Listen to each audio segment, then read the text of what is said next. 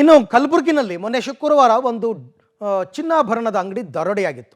ಸುಮಾರು 2ರಿಂದ 3 ಕೆಜಿ ಚಿನ್ನವನ್ನು ಹೊತ್ತುಕೊಂಡು ಎಸ್ಕೇಪ್ ಆಗಿದ್ದರು. ಆ ದರೋಡೆ ಪ್ರಕರಣಕ್ಕೆ ಸಂಬಂಧಪಟ್ಟಂತೆ ಪೊಲೀಸರು ಈಗ 5 ತಂಡಗಳಾಗಿ ತನಿಖೆ ನಡೆಸ್ತಾ ಇದ್ದಾರೆ. ಮೊದಲನೇದಾಗಿ ಈ ದರೋಡೆಕೋರರು ನಮ್ಮ ರಾಜ್ಯದವರ ಹೊರ ರಾಜ್ಯದವರ ಅಂತ ಕನ್ಫ್ಯೂಷನ್ಲಿದ್ದ ಪೊಲೀಸರು ಅವರು ಯಾವ ರಾಜ್ಯದವರು ಅಂತಕ್ಕಂಥದ್ದನ್ನು ಪತ್ತೆ ಹಚ್ಚಿದ್ದಾರೆ. ಇದರ ಜೊತೆಗೆ ಆ ದರೋಡೆಯಲ್ಲಿ ಭಾಗಿಯಾಗಿದ್ದವರು 4 ಅಲ್ಲ 5 ಜನ ಅಂತಕ್ಕಂಥದ್ದು ಕೂಡ ಕನ್ಫರ್ಮ್ ಆಗಿದೆ. ಓವರಾಲ್ ಪೊಲೀಸ್ ತನಿಖೆಯಲ್ಲಿ ಏನೆಲ್ಲ ಪ್ರಗತಿಯಾಗಿದೆ ಈ ದರೋಡೆ ಪ್ರಕರಣಕ್ಕೆ ಸಂಬಂಧಪಟ್ಟಂತೆ ಅಂತ ನೋಡೋಣ ಬನ್ನಿ. ಚಿನ್ನದ ಅಂಗಡಿಯಲ್ಲಿ ದರೋಡೆ ಪ್ರಕರಣಕ್ಕೆ ಟ್ವಿಸ್ಟ್. ದರೋಡೆಕೋರರ ಸುಳಿವು ಪತ್ತೆ ಹಚ್ಚಿದ ಖಾಕಿ. ಕಲಬುರಗಿಯ ಸೆರಾಫ್ ಬಜಾರ್ನಲ್ಲಿರುವ ಮಾಲಿಕ್ ಚಿನ್ನದ ಅಂಗಡಿ ದರೋಡೆ ಪ್ರಕರಣ ಸಂಬಂಧ ತನಿಖೆಗಿಳಿದ ಪೊಲೀಸರು ಮಹತ್ವದ ಸುಳಿವು ಪತ್ತೆ ಮಾಡಿದ್ದಾರೆ. ದರೋಡೆ ಪ್ರಕರಣದಲ್ಲಿ ಹಲವು ಸಿಸಿಟಿವಿ ದೃಶ್ಯಾವಳಿಗಳಲ್ಲಿ 4 ಆರೋಪಿಗಳ ಚಲನವಲನದ ಬಗ್ಗೆ ಸರಿಯಾದ ಹಿನ್ನೆಲೆಯಲ್ಲಿ 4 ಆರೋಪಿಗಳು ಕೃತ್ಯ ಎಸಗಿದ್ದಾರೆ ಅಂತ ಪೊಲೀಸರು ಭಾವಿಸಿದ್ರು. ಆದರೆ ದರೋಡೆಯ ಮೇನ್ ಸೀನ್ನಲ್ಲಿ 4 ಇದ್ರೆ ದರೋಡೆಯ ಹಿಂದೆ 5 ಕೃತ್ಯ ಇರೋದು ಬಯಲಾಗಿದೆ. ದರೋಡೆಯ ಹಿಂದೆ ಮತ್ತೊಬ್ಬ ಮಾಸ್ಟರ್ ಮೈಂಡ್ ಇರೋದು ಪತ್ತೆ ಹಚ್ಚಿರುವ ಪೊಲೀಸರು ಆತನ ಬಗ್ಗೆ ಸ್ಫೋಟಕ ಮಾಹಿತಿ ಕಲೆ ಹಾಕಿದ್ದಾರೆ.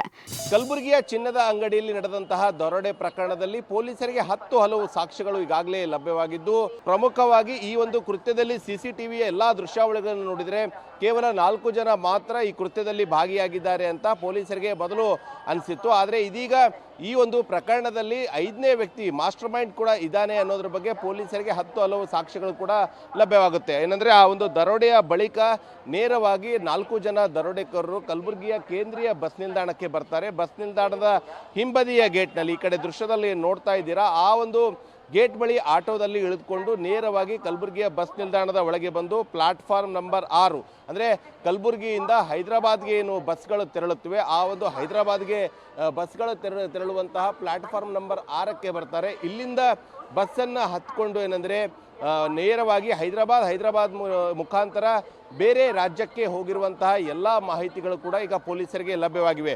ಇನ್ನು ಈ ಬಸ್ ಸ್ಟ್ಯಾಂಡ್ಗೆ ಬಂದಂತಹ ಸಂದರ್ಭದಲ್ಲಿ ಆ ಒಂದು ದರೋಡೆಕೋರರು 4 ಜನ ಏನಂದರೆ ಟಿಫನ್ ಮಾಡಿರ್ತಾರೆ. ಟಿಫನ್ ಮಾಡಿದಂತಹ ಸಂದರ್ಭದಲ್ಲಿ ಅವರ ಬಳಿ ಚಿಲ್ಲರೆ ಹಣ ಇರೋದಿಲ್ಲ. ಚಿಲ್ಲರೆ ಹಣ ಇಲ್ಲದಂತಹ ಸಂದರ್ಭದಲ್ಲಿ 5ನೇ ವ್ಯಕ್ತಿ ಏನೆಂದರೆ ಫೋನ್ ಪೇ ಮುಖಾಂತರ ಹೋಟೆಲ್ ಮಾಲೀಕರಿಗೆ ಹಣ ಸಂದಾಯ ಮಾಡುವ ಬಹುದೊಡ್ಡ ಹಿಂಟ್ ಈಗ ಕಲಬುರಗಿಯ ಪೊಲೀಸರಿಗೆ ಲಭ್ಯವಾಗಿದ್ದು, ಅದರ ಒಂದು ಸಾಕ್ಷ್ಯಗಳನ್ನು ಎಲ್ಲವನ್ನು ಕೂಡ ಈಗ ಪೊಲೀಸರು ಸಂಗ್ರಹ ಮಾಡಿದ್ದು ಆ 5ನೇ ವ್ಯಕ್ತಿ ಮಾಸ್ಟರ್ ಮೈಂಡ್ ಯಾರು ಅಂತೇಳಿ ಈಗಾಗಲೇ ಪೊಲೀಸರಿಗೆ ಲಭ್ಯವಾಗಿದೆ. ಸೆರಾಫ್ ಬಜಾರ್ನಿಂದ ದರೋಡೆ ಮಾಡಿಕೊಂಡು ಆಟೋದಲ್ಲಿ ಬಸ್ ಸ್ಟ್ಯಾಂಡ್ಗೆ ಬಂದ 4ರನ್ನ ಅಲ್ಲಿದ್ದ 5ನೇ ಆರೋಪಿ ರಿಸೀವ್ ಮಾಡಿಕೊಂಡಿದ್ದಾನೆ.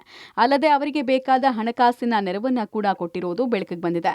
ಬಸ್ ಸ್ಟ್ಯಾಂಡ್ ಬಳಿಯ ಹೋಟೆಲ್ ಒಂದರಲ್ಲಿ ಆರೋಪಿಗಳು ಚಹಾ ಸೇವನೆ ಮಾಡಿ 30 ರೂಪಾಯಿ ಫೋನ್ ಪೇ ಮಾಡಿದ್ದಾನೆ. ಹಣ ನೀಡಿರುವ ಬಗ್ಗೆ ಪೊಲೀಸರು ಮಾಹಿತಿ ಕಲೆ ಹಾಕಿದ್ದಾರೆ. ಫೋನ್ ಪೇ ಟ್ರಾನ್ಸಾಕ್ಷನ್ ಮಾಹಿತಿ ಪಡೆದ ಪೊಲೀಸರು ದರೋಡೆಕೋರರು ಹೋಗಿದ್ದ ರಾಜ್ಯವನ್ನ ಪತ್ತೆ ಹಚ್ಚಿದ್ದಾರೆ. ಹೋಟೆಲ್ ಒಂದರಲ್ಲಿ ಜಸ್ಟ್ 30 ರೂಪಾಯಿ ಫೋನ್ ಪೇ ಮಾಡುವ ಮೂಲಕ ಈ ಒಂದು ಪ್ರಕರಣದ 5ನೇ ಮಾಸ್ಟರ್ ಮೈಂಡ್ ಇರ್ತಾನೆ. ಆ ವ್ಯಕ್ತಿ ಈಗ ಬಹುದೊಡ್ಡ ಕ್ಲೂ ಅನ್ನು ಈಗ ಪೊಲೀಸರಿಗೆ ಕೊಟ್ಟಿದ್ದು, ಫೋನ್ ಪೇ ಮಾಡಿದಂತಹ ಆ ದರೋಡೆಕೋರನ ಬಂಧನಕ್ಕಾಗಿ ಈಗ ಪೊಲೀಸರು ಮುಂದಾಗಿದ್ದಾರೆ. ಫೋನ್ ಪೇನಿಂದ ಬಯಲಾಯಿತು ದರೋಡೆಕೋರರ ಸುಳಿವು. ಪಶ್ಚಿಮ ಬಂಗಾಳದಿಂದ ಬಂದು ದರೋಡೆ ಮಾಡಿರುವ ಶಂಕೆ. ಕದ್ದಿದ್ದು 2 ಕೆಜಿ ಚಿನ್ನ ಅಲ್ಲ, 805 ಗ್ರಾಂ ಚಿನ್ನಾಭರಣ. ಇನ್ನು ಪಶ್ಚಿಮ ಬಂಗಾಳದಿಂದ ಬಂದ ಗ್ಯಾಂಗ್ ಈ ಕೃತ್ಯ ಎಸಗಿರುವ ಶಂಕೆ ವ್ಯಕ್ತ ಆಗಿದೆ. ಅಲ್ಲದೆ ಕಲಬುರಗಿಯ ಬಸ್ ಸ್ಟ್ಯಾಂಡ್ನಿಂದ ಬಸ್ ಮೂಲಕ ಹೈದರಾಬಾದ್ ತೆರಳಿ ಅಲ್ಲಿನ ಪಶ್ಚಿಮ ಬಂಗಾಳಕ್ಕೆ ತೆರಳಿರುವ ಶಂಕೆ ಕೂಡ ಇದೆ. ಈ ಹಿನ್ನೆಲೆಯಲ್ಲಿ ಪೊಲೀಸರು ಒಂದು ತಂಡ ಹೈದರಾಬಾದ್, ಮತ್ತೊಂದು ತಂಡ ಪಶ್ಚಿಮ ಬಂಗಾಳದಲ್ಲಿ ಆರೋಪಿಗಳಿಗಾಗಿ ಹುಡುಕಾಟ ನಡೆಸಿದೆ. ಇನ್ನೊಂದು ಕಡೆ 4 ಆರೋಪಿಗಳು ಯಾವುದೇ ಮೊಬೈಲ್ ಬಳಸದೇ ಇರೋದು, 5ನೇ ಆರೋಪಿ ಮಾತ್ರ ಮೊಬೈಲ್ ಬಳಕೆ ಮಾಡಿರುವುದು ತನಿಖೆ ವೇಳೆಯಲ್ಲಿ ಬಯಲಾಗಿದೆ.